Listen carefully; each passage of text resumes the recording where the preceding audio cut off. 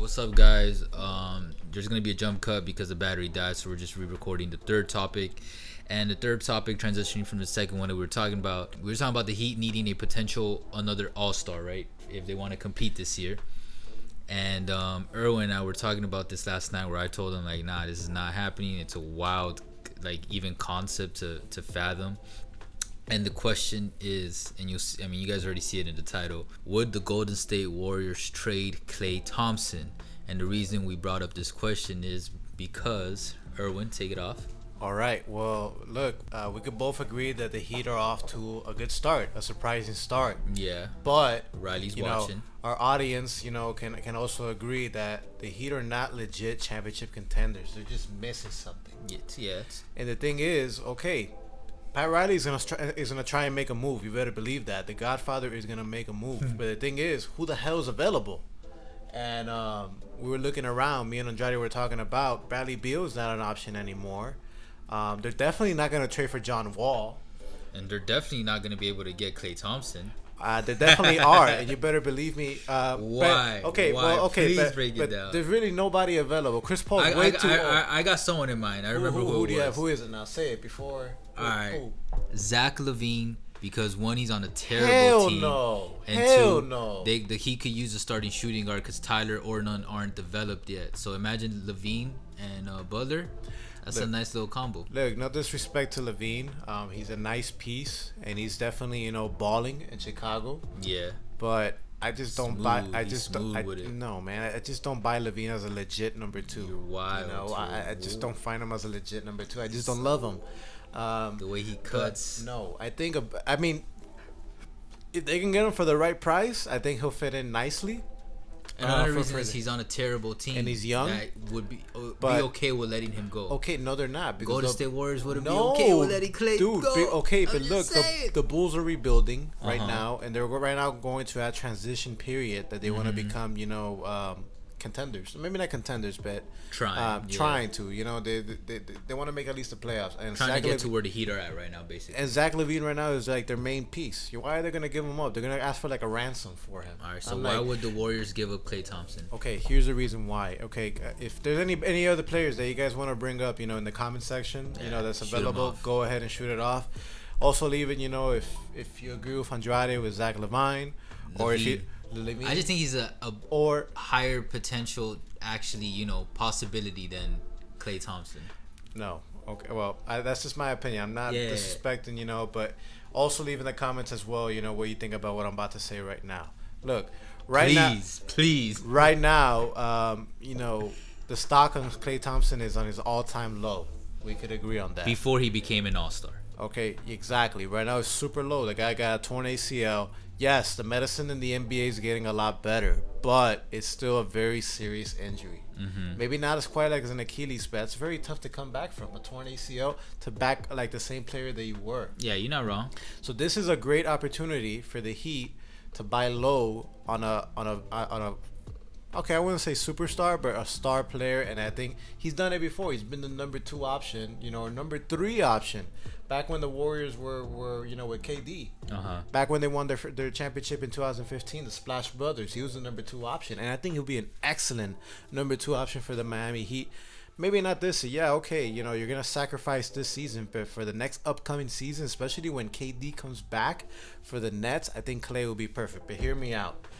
I think the Warriors, if they get this offer from the Miami Heat, I don't think the general manager at the Warriors is just gonna like slam the phone and be like, "Hey, don't call me ever again" with that offer. I think they'll consider it, and most likely, I think they'll do a counter offer. What's the offer? So hear me out. The Heat are gonna offer Justice Winslow. They're gonna offer Tyler Herro, Kendrick Nunn, and a protected first-round pick for Klay. Yeah. Hey, look.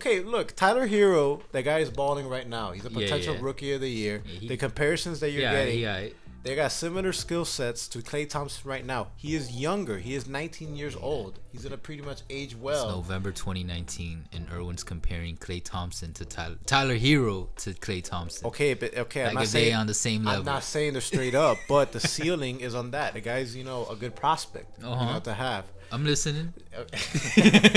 Justice Winslow's a nice piece as well. Yeah, he cool. Okay, He's doing his and thing. Kendrick Nunn is balling as well. Okay, I'm just saying to start. I'm not saying this is gonna be the final offer. Okay. You know, they might counter offer with something else, but I think it's feasible that they can possibly pull off that trade for Klay Thompson.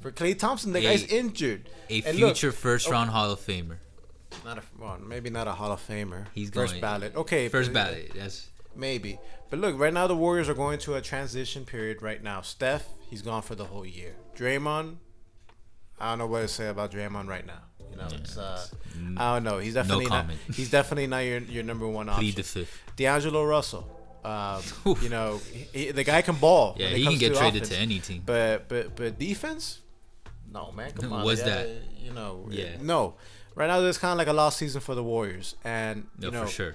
So I think they'll be getting some nice pieces in return. You know, they get a potential superstar. You know, as Andrade was saying, as a ceiling for Tyler Herro. Mm-hmm. You know, they have similar. You know, you can shoot it just like Klay. And they're getting some nice rotation pieces as well that they can use if they want to go back to contention. Let's say they take D'Angelo Russell, for, I don't know, another star, whatever they end up doing with that to retool. All right. My turn? Yeah, go ahead, man. God. There's not a lot of things I disagree with Erwin on when it comes to basketball, but this one. All right, look. First off, no, I don't believe the Golden State would possibly ever trade Klay Thompson. And ever. And I have a couple reasons. But one, and the main one, is brand association. And it's that when you think Golden State Warriors, one of the top people, Steph Curry, but then there's Splash Brothers and AKA Klay Thompson.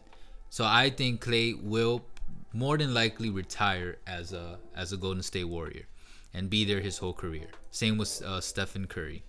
And then 2, in the past 10 years, we've not have enough scientific data now to prove that players come back better than ever from an ACL tear as opposed to before the last 10 years. You feel me? So I feel like, yes, there's a risk, and we don't know if he's going to come back in the same 100% Klay that we saw before the injury.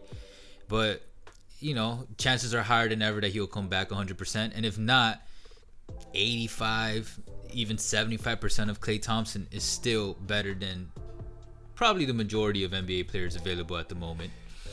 And then 3, as much as I was kind of sweating Kendrick and Tyler in the second topic or first topic, they're just still not at that level. They still haven't proven themselves, so we don't know if they could all just possibly tank, even though I believe Tyler is going to be a future superstar. But I don't know, and we don't know. So I wouldn't take I doubt the GM would take the risk for potential players that are just that, potentially that just have potential. Which is a fugazi for now, you know what I'm saying? Maybe not right now, obviously in this young season, but I believe in the middle of the season, by the trade deadline, I say by after Christmas, the Warriors record, I think based on what's going to happen right now, but I don't think that's going to push him to even consider trading Klay for the right offer. Maybe unless the offer was like some the right offer, maybe someone on Klay's level, or if the Nets were you you can have KD back for Klay, some crazy trade. Okay, but Pat Riley has done it back in the past. He's done these. All right, I'll give you that. Riley has pulled off some trades, and I think he still holds the record for pulling off the biggest trade ever with the most players involved with the whole Shaq trade. So Riley has pulled strings. He's managed to get LeBron, Bosh, and Wade together. And okay, I'll give you that. Maybe there's a sliver. This will be in Riley's corner. Yeah, he's the godfather of the NBA. He could for a pull reason. These type of trades. He could, so. But emphasis on could. I just don't think Golden State would ever depart from Klay unless it was really needed, or he really started. If it was Steph Curry, I would agree with you 200%. But Klay, Splash Brothers, man, that is cemented. I feel you, but okay, let's say hypothetically. I'm gonna say hypothetically for you guys as well. Let's say hypothetically by January, December, Tyler Herro is producing in a consistent basis. Let's say 15 points a game, 4 or 5 assists, 5 rebounds, showing grit, showing that confidence. It's hey, you know what? This guy is more than just a nice rookie. I think there's something more to him. That's cool. And if that happens, still not no Klay. I feel And you. Tyler, I think he's gonna be a good two-way player too, because he's got a sub D, and as we mentioned before, he's got that clip on Berkeley. Like he can play D, but Klay's D is still better. Okay, but I think Klay is a proven Okay. great defender, not just good. He has some great moments as Okay, a defender, especially in the playoffs. But throwing him in, that's gonna get Pat Riley's foot in the door to get that conversation going to possibly pull that trade. Maybe if they threw in Butler, but then it's like if he throw in Butler, they got no team. Once you get Pat Riley, a foot in the door, it's like, all right, we're gonna hear you out. Here's our counter offer. Can you make this happen? Pat Riley could pull some strings and maybe get another team involved. All right, you heard it here first. And plus, we have other The pieces. Heat are gonna trade for Curry and Thompson by next season. I'm not even bringing up other pieces that the Heat have. I'm not even bringing up Bam. I'm not even bringing up Dragic. Don't you think some teams want Bam? I don't think so, man. I don't, for sure, and they probably would definitely take Adebayo or it's risky but it's risky not as for fuck. Klay Thompson. Yo, it's risky as Not fuck. for Klay. Okay, I'm very curious to see where dude, people stand on this because I can't see. It's just sometimes when a team and their brand is so associated with a player, it's very like when Wade left the Heat, that was just like whoa. But that was some personal reasons. And There's so far, Golden State takes care of Klay and Curry, like because they not only did they win with them, they developed them, they grew together. Those I guess three, if you consider the Warriors like a separate piece, Warriors, Curry, and Thompson, they grew together. Okay, but they got as a unit. But the Warriors got a risk as well. Let's say Klay comes back and maybe 60%, 65%. Damn. That's still a good player. Yeah. That's way lower than I would expect. But I feel you. But what you got to take in consideration as well is Klay's a max player. That contract, if he's at 60%, that's kind of gonna be like a bad contract, kind of like Gordon Hayward. Okay, that there's a risk. Opens the a little more for me seeing the possibility, but don't you think I think that whole Klay Warriors association is just too strong, man. It's not even like a brand no more. It's like a familia type shit. I get you, but I think they want to get back to contending back in the championship. Like if Klay, if for the right pieces, I think they can make it happen. I think they'd rather make off-season moves. I don't know. With what cap space? They have no cap space. All right, they have no bench. How are they gonna get rotation players? They would trade Draymond before they trade Klay. Who's gonna want Draymond?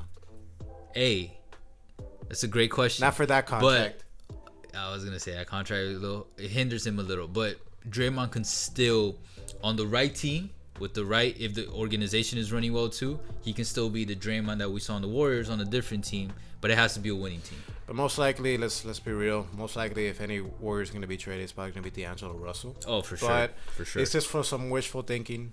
I think brought up this theoretical question. I think Pat Riley could pull that string because what other teams are what other teams? So even if it wasn't the Heat, you just just a simple question. You think the Warriors would trade Klay Thompson? No. Okay, here's the thing. I don't think few organizations are gonna have the balls that Pat Riley has to call it the Golden State Warriors and be like, hey, look. Oh, so you're saying that you don't think the Warriors would trade Klay Thompson for anyone unless Riley was the one in the talks? I don't think they'll be that. Okay, he has a 20 ACL. You bring up a point. Klay's one of the first players you bring up. I think if most teams right now, if they call for Klay, clack. Yeah, they're gonna denied. click. But as the season goes on, and let's say the Heat keep going to that trajectory, as a possible number 2 seed, there's the window of opportunity. Look, the window's very short. Jimmy Butler is 30 years old. He has 2 or 3 years at an elite level, as a superstar. Jimmy Butler can't do it by himself. He's gonna need somebody else. We could both agree right now that even let's say they get a second star right now, I don't think they're gonna beat anybody in the West in the finals, depending who it is. I agree I think they could pull an upset. Okay, as they're built now, no, absolutely not.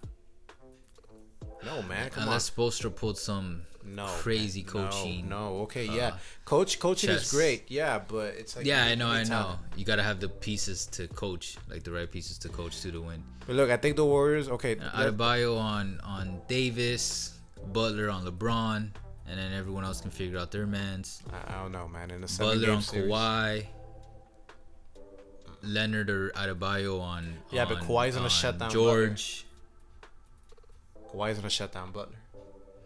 But look, we're getting that'll be a topic for another day. But I really don't see, maybe Zach Levine. Is it Levine or Levine? What, Levine. Okay. Besides that, I don't see any other like stars that could be available. You guys let me know if you think Levine would be a good addition to the Heat. I personally like him as a player, period. I think he has a really good potential. Potentially great potential. But yeah. But all right, guys. Let me know. Let us know if you have any trade. Recommendations, ideas. Crazy trade ideas. And please let Erwin know that Golden State would never ever trade Klay Thompson. Look, hey, or very, very unlikely. Look, man, a lot of look. If it could happen on 2K and you don't force a trade, there's a slither. There's a chance for it to happen. Oh shit! All right, but guys, we're gonna end it right here. This is Ball Talk Deep, where we talk deep about ball. Until next time, take care. Catch us later.